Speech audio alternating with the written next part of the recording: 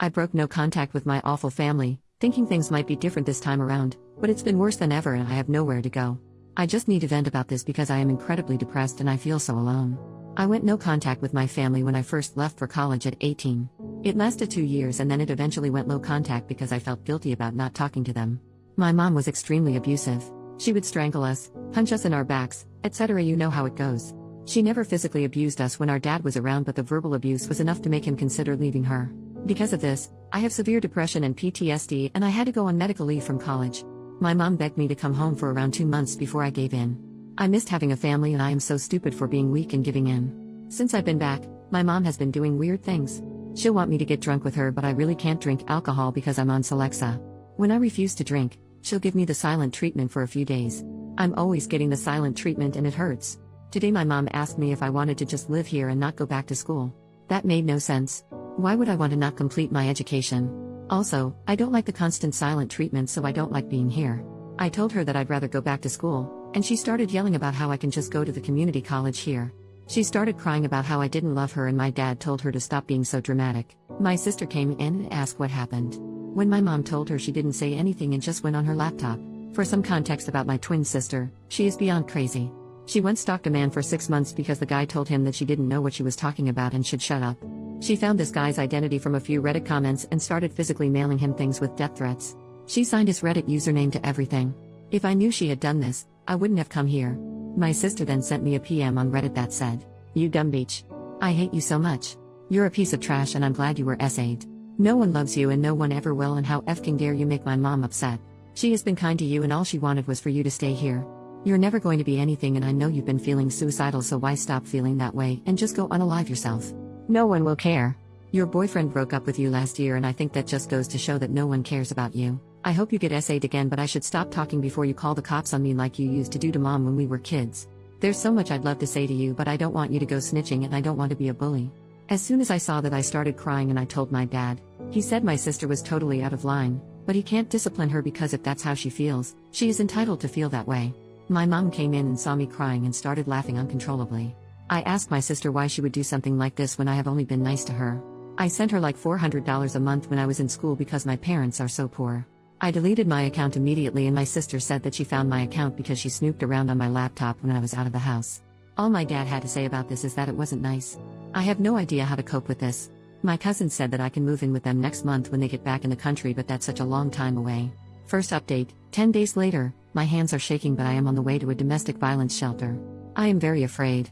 The family who was going to take me in said that my mom asked them not to get involved and they don't want to make her mad. She didn't even have to know I was there.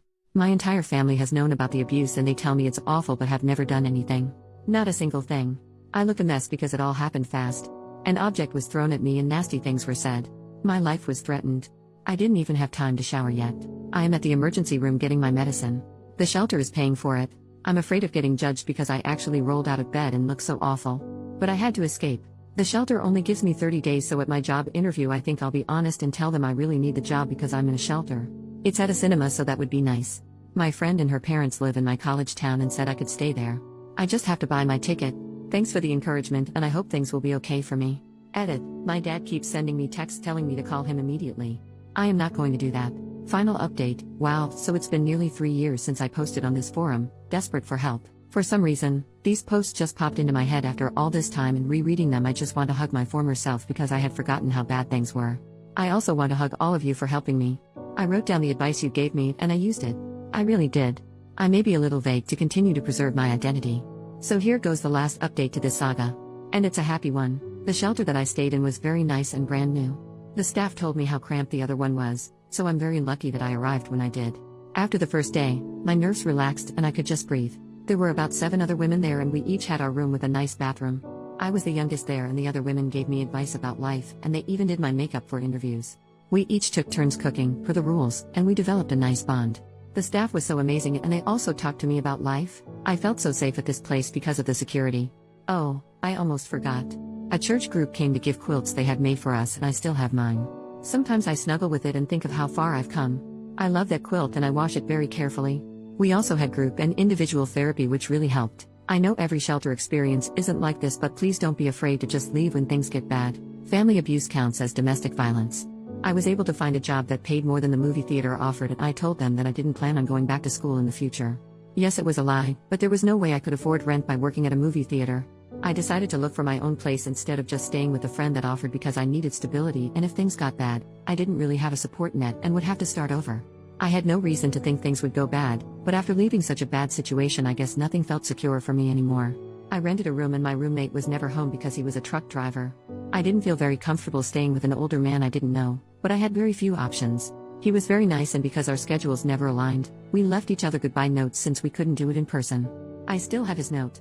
I did go back to school the next semester when my medical leave was over, but not at my original school. I felt like I needed a fresh start, and my family knew about the old school anyway, so I applied to different schools. I got into a great school.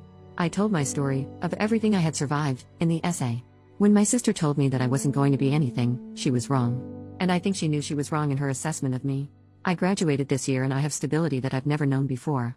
Although I'm a few years older than I wanted to be when I graduated, I realized that sort of thing doesn't even matter, and the medical leave was beneficial. I just got engaged to a lovely man with a lovely family.